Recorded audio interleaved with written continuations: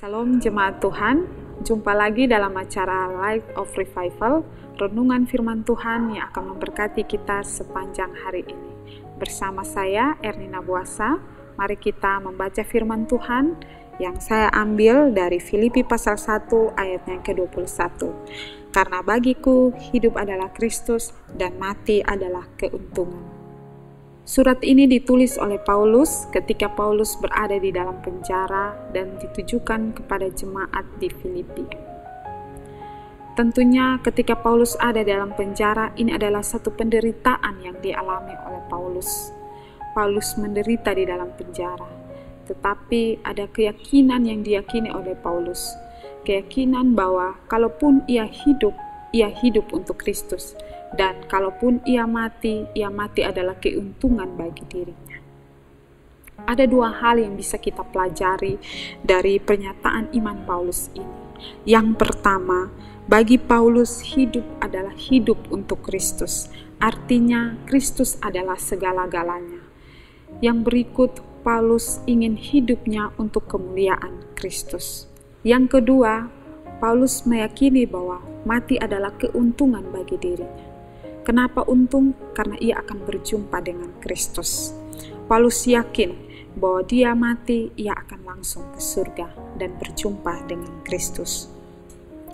Paulus yakin akan keselamatannya karena ia beriman sungguh-sungguh kepada Kristus.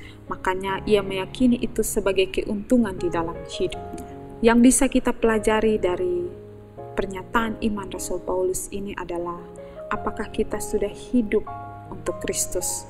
Apakah Kristus sudah segala-galanya di dalam kehidupan kita? Apakah hidup kita untuk kemuliaan Kristus ataukah kemuliaan diri kita sendiri? Kita belajar dari Rasul Paulus ini agar kita hidup untuk kemuliaan Kristus, berdampak bagi orang-orang di sekitar kita, memberi buah, menjadi saksi untuk orang-orang di sekitar kita, saksi Kristus, bagaimana hidup kita biarpun sekalipun di dalam penderitaan yang kita alami, tetapi nama Kristus yang dimuliakan di dalam hidup kita. Mungkin saat ini kita mengalami penderitaan karena sakit, karena kehidupan kita yang susah di masa pandemi ini. Tetapi bagaimana kita tetap memuliakan Kristus di dalam kehidupan kita. Mari kita memuliakan Kristus di masa penderitaan kita, di masa susah kita ini. Dan yang kedua, kita meyakini akan Kristus di dalam kehidupan kita.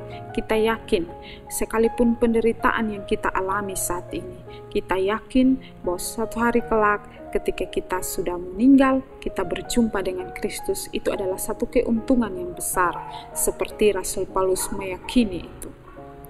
Semoga firman Tuhan hari ini memberkati Bapak Ibu saudara-saudari sekalian. Mari kita berdoa. Tuhan Yesus, kami bersyukur untuk renungan hari ini. Biarlah renungan hari ini memberkati Bapak Ibu saudara sekalian, dan biarlah hidup kami untuk kemuliaan nama Kristus. Dalam nama Tuhan Yesus kami berdoa. Amin.